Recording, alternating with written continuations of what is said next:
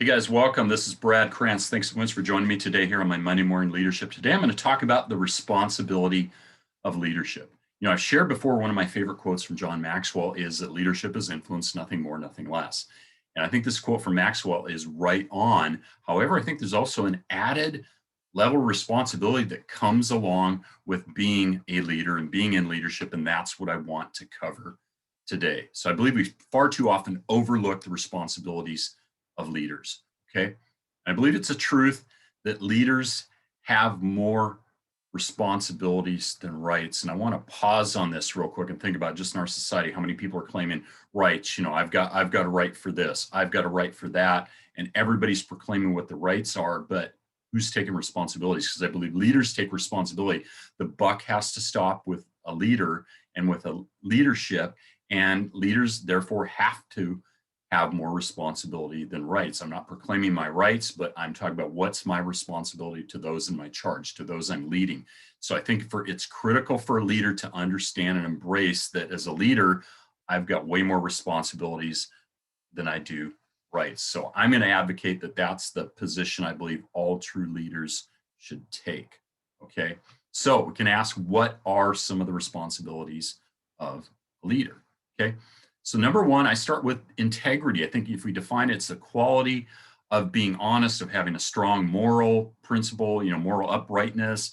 Someone's known to be a person of integrity, right? So integrity is really the practice of being honest and showing a consistent and uncompromising adherence to strong moral and ethical principles and values. Okay. So in ethics, really integrity is regarded as the honesty and truthfulness or accuracy of one's actions. I'm going to be repeating this word, so focus on the verb actions, what you do. To me, a true leader, and even more so a servant leader, must exemplify this description of who one is in their actions, right? We've all heard it, actions speak louder than words. So they do, don't they? So, I hear what you say, but your actions overcome what you say. I see more of what you do by your actions than what I'm hearing you say. And I think as leaders, we have to be cognizant of that our actions should always speak louder than our words. So I'd say just on this point here, if a leader doesn't have integrity first and foremost, do any of the other traits or characteristics about them or this list here that I'm going to share even matter? Okay, and even further, can a leader take on the mantle of responsibility without being a person of integrity?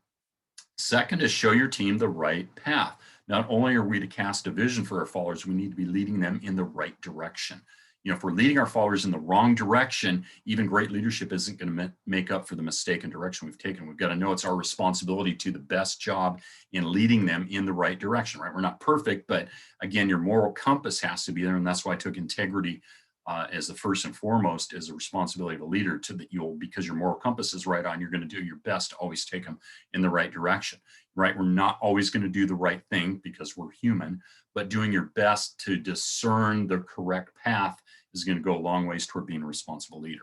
Third is finding a replacement leader, right? Your leadership isn't going to be forever. Your life is only so long. And as someone who's 60 years old, the only stage 4 prostate cancer, I get that, right? It means that your leadership, my leadership is finite, and one day it's going to need to be replaced. And I love this quote. I think maybe it comes from John Maxwell, but your job should be to work yourself out of a job as a leader. Think about that one.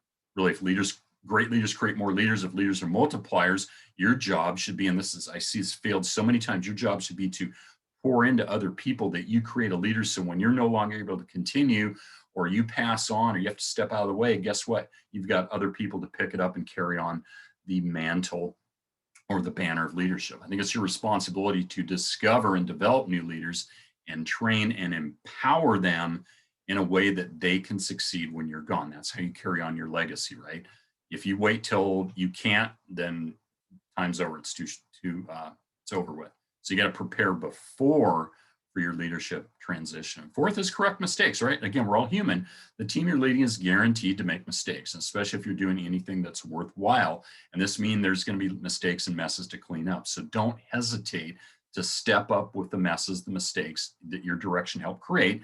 Jump in and start the cleanup job. Okay, your team's not only going to thank you, I believe, but they're going to see great leadership again in action, the verb action. So help them learn from their mistakes, and that failure is how they're going to grow.